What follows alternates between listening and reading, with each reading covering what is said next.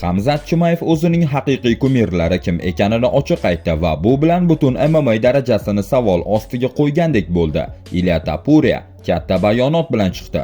U Islom Maxachevga qarshi jangni hamma kutayotgan to'qnashuv deb atadi.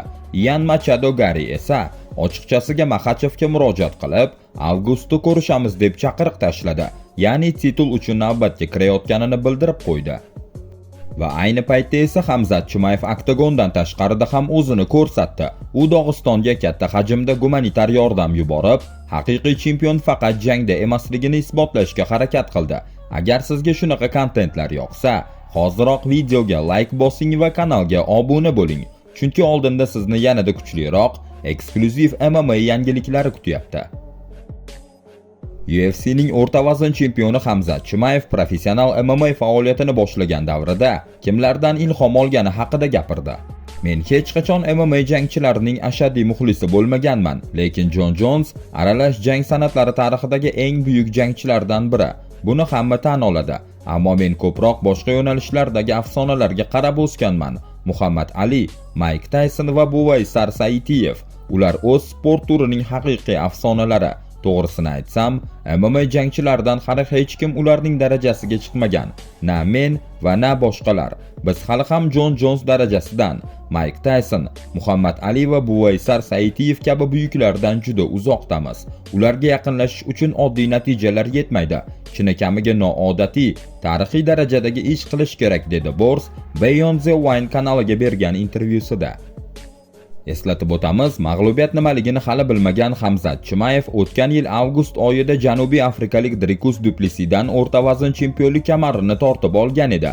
Endi esa u ilk himoyasini 9-may kuni UFC 328 turnirida Newark shahrida o'tkazadi. Turnirning markaziy jangida u amerikalik Sean Stricklandga qarshi oktagonga chiqadi.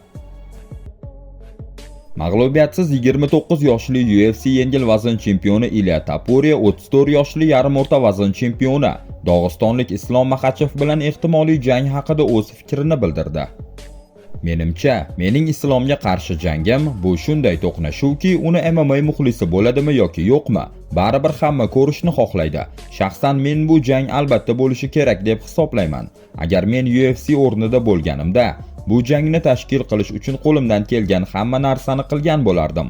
Lekin UFC'ga maslahat berish oson emas, chunki ular bu sportni aynan bugungi darajaga olib chiqqan tashkilot. Biz tashqaridan bir narsani ko'ramiz, ammo ular ichkarida kelajak uchun hammasini qanday to'g'ri joylashtirishni yaxshi bilishadi.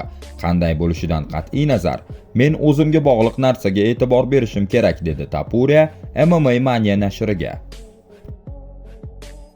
Do'stlar, shu joyda kichkina iltimos, kanalimiz 100 ming obunachiga yetishiga juda oz qoldi. Statistikaga qarasak, videolarni juda ko'pchilik ko'ryapti, lekin hali ham ko'p odamlar obuna bosmagan. Agar kontent sizga yoqayotgan bo'lsa, hozir shu videoga bitta like bosib kanalga obuna bo'lib qo'ying. Sizning bitta obunangiz bizni 100 minglik marraga yanada yaqinlashtiradi. Irlandiyalik jangchi Ian Machado Gari Islom Maxachevning Ilya Topuria bilan Oq uyda rejalashtirilgan jangga nega bekor bo'lgani haqidagi bayonotiga munosabat bildirdi. Avvalroq Maxachev bu jang Topurianing rad etgani sababli bo'lmaganini, bu jarohat bilan bog'liq emasligini aytgan edi. Shunga javoban Gari shunday dedi: "Demak, qo'ling bilan hammasi joyidami? Endi hech qanday bahona yo'q. Avgustda ko'rishamiz", deya dog'istonlik jangchiga kinoya bilan murojaat qildi.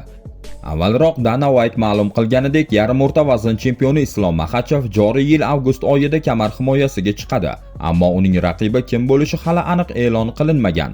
Hozircha bu jangga asosiy da'vogarlar orasida ikkinchi o'rinni egallab turgan Ian Machado Garidan tashqari, ekvadorlik Michael Morales va nigeriyalik Kamaru Usmon ham bor.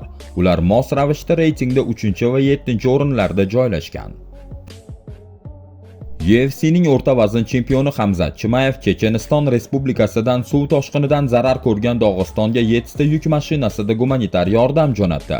Yordam tarkibiga oziq-ovqat mahsulotlari va birlamchi ehtiyoj buyumlari kiritilgan, jumladan suv, yorma mahsulotlari, sharbatlar va boshqa zarur tovarlar. Bizning hech bir aka-uka va opa-singillarimiz boshpanasiz qolmaydi. Bizning uyimiz, sizning uyingiz, sizning muammoyingiz bu bizning ham muammoyimiz.